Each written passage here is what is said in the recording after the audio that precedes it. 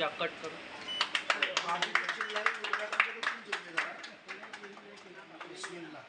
आइए आप आइए। चला मैडम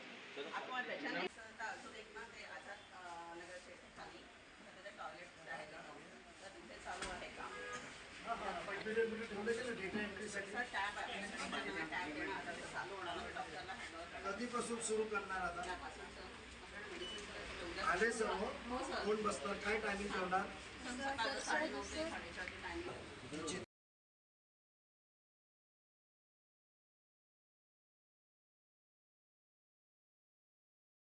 राउत मैडम की प्रयास था, उन्होंने डिमांड की थी कि अपना दवाखाना मुझे राउत गार्डन के अंदर चाहिए। डॉक्टर अब्दुल कादिर राउत इनके ग्राउंड के अंदर हमको बना के चाहिए। और हमने जब बांगर साहब थे जब ये डिमांड रखी थी और उसके तहत आज इसकी इफ्तिदा की है। सुबह से लेके 10 बजे से 4 बजे तक इसके अंदर ओपीडी रहेगा। फ़िलहाल सब किस्म के डॉक्टर्स आके उधर बैठ के आपको ट्रीटमेंट करेंगे, खांसी बुखार तबीयत ख़राब, उसके बाद में दवा भी आपको फ्री मिलेंगी। और उसके बाद जल्द से जल्द इधर ईसीजी और बाकी के भी सिस्टम हम अभी कुछ दिनों में शुरू करेंगे।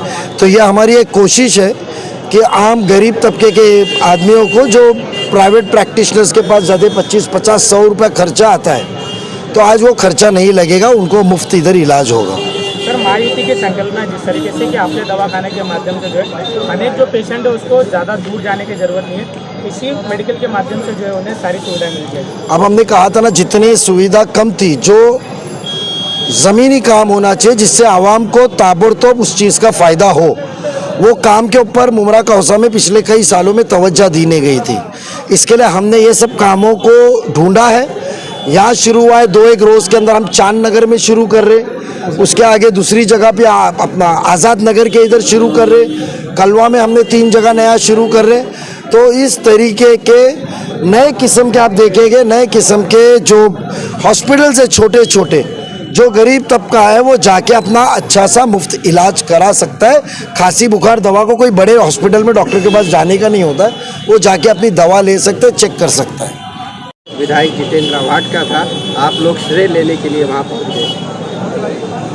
पहली बात तो ये बात है कि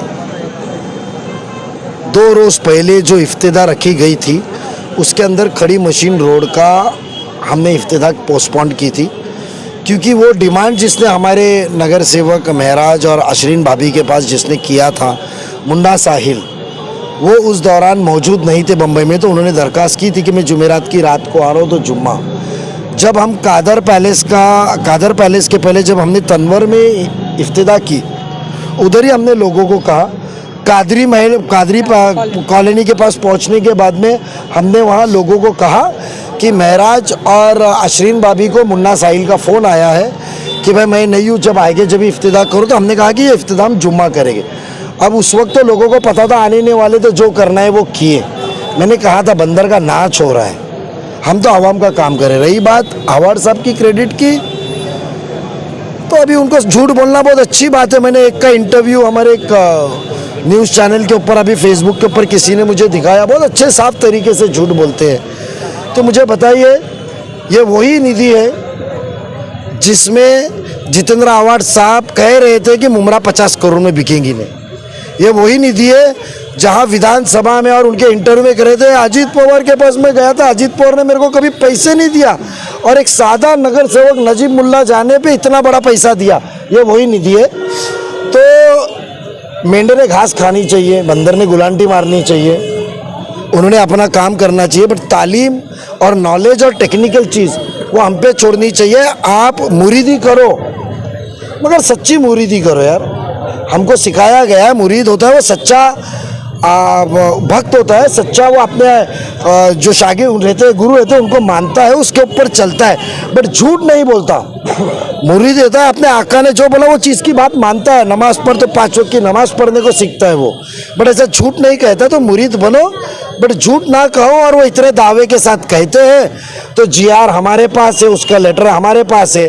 तो फिर आपके आमदार साहब ने झूठ कहा था क्या? 50 करोड़ से मुमरा के आवाम ने बिकेंगी, अजीत पवार ने निधि दिया। इन्होंने निधि लाया है तो कौन सा निधि लाया बताइए आप मुझे। 2009 से आप विधायक हो।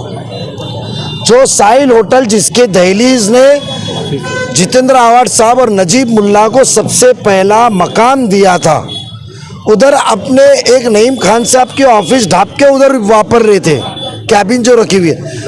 15 साल में आज तक आप वो गटर नहीं बना पाए। 15 साल में आज हम वो गटर बना रहे, वो गटर बन रही है, उसका विरोध है। हमको ये विरोध से डर नहीं है। मैंने आपको कहा ना, वो गुलांटी मारने का काम है, वो करते रहे। हम फलाई काम करने को आए, हम करेंगे। मुझे मालूम है, आज अभी आते वक्त मुझे किसी ने कहा कि वो तुमको जान से मारेंगे, वो तुम्हारी इज्जत निकालेंगे। कोई डर नहीं है। खिदमत करने आए ले और भाईगिरी चलेगी नहीं, जो है फेस करेंगे, सामने जाएंगे, हम काम करेंगे। हम झगड़ा करने नहीं आए, और तुमको करना है तो पुलिस संभाल लेगी तुमको। इसके अलावा उन्होंने ये भी आरोप किया कि अगर विकास करना है तो राबड़ी के विकास कीजिए, सबसे पहले यहाँ का विकास ना करें। राबड़ी में कितने विकास किए वो पहले गिना दे। अरे बोलना मेंढा, जब 2 दुकान तू लेकर आया है, अभी जाके राबड़ी के घर के टैक्स पावती निकाल के दूं क्या मैं, कैसे ताबे लिए, और जाके वहाँ का विकास कैसा है क्या है जाके देखिए आप। और आप ना अपनी खामियों की फिक्र करें, दूसरे हल्के की फिक्र ना करें। जब वह इलेक्शन लगेगा, वहाँ की आवाम फैसला करेगी। आप आना हमारे मुखालिफत में प्रचार करने को, तुम्हारे जैसे घिनौनी और बचकानी हरकत हम करेंगे नहीं। मैच्योर्ड लोग हैं हम लोग। मैं नहीं डरता धमकियों से।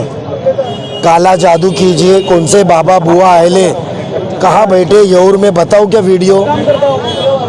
बीमार पड़ाने का काला जादू कीजिए, शिकस्त करने का काला जादू कीजिए। हम कुरान पे अमल करने वाले लोग हैं।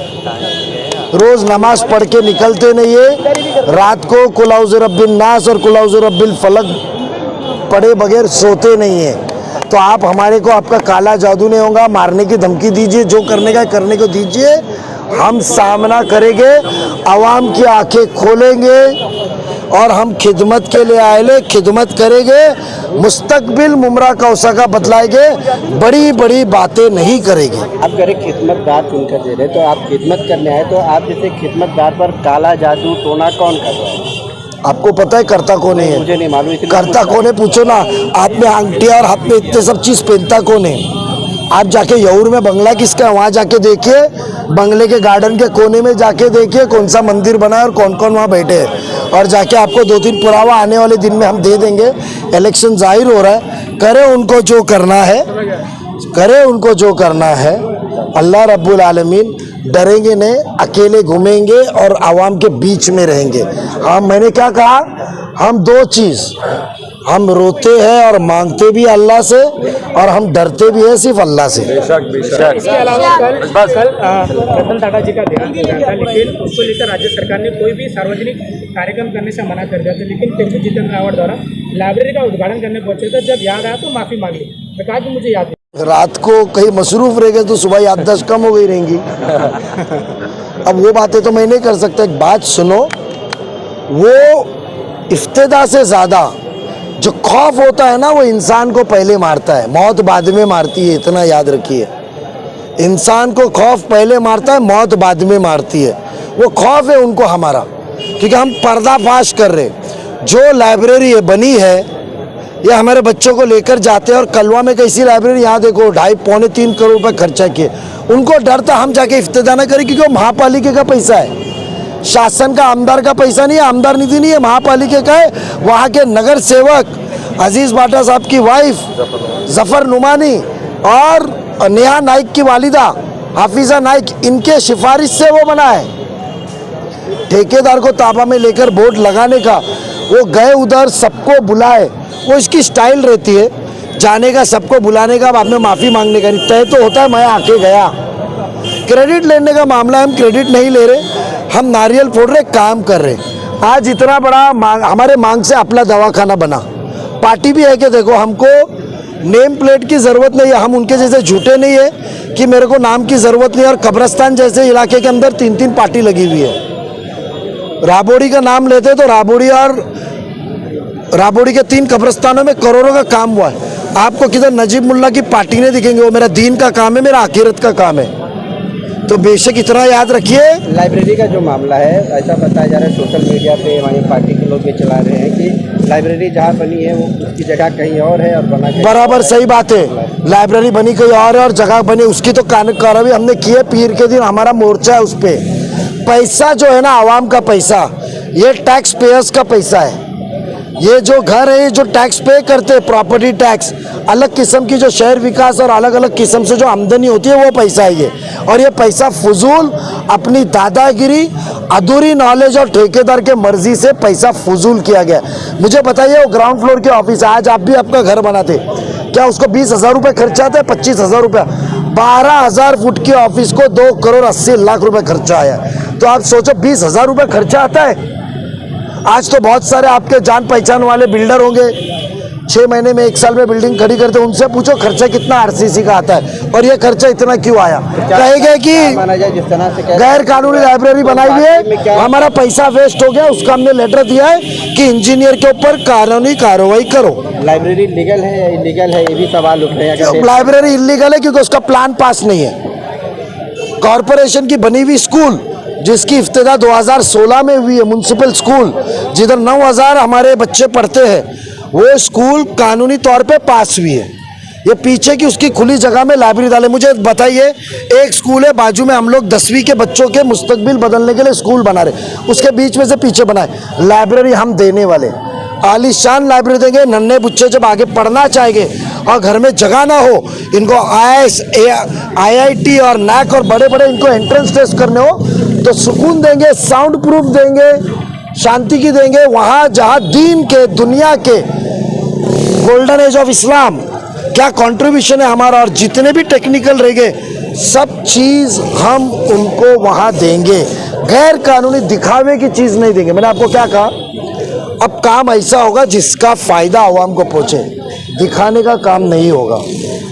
आपको आज हेल्थ सेंटर इनॉग्रेट किए, हेल्थ सेंटर के अंदर अपना दवाखाने में आज खड़े रह के टाइम दे सकता हूँ। जो खाली डॉक्टर है वो भी यहाँ मौजूद है। दिखावे के लिए उद्घाटन करने का और 6 महीना बंद, वो काम खत्म। आवाम को सामने पर्दा उतर रहा है।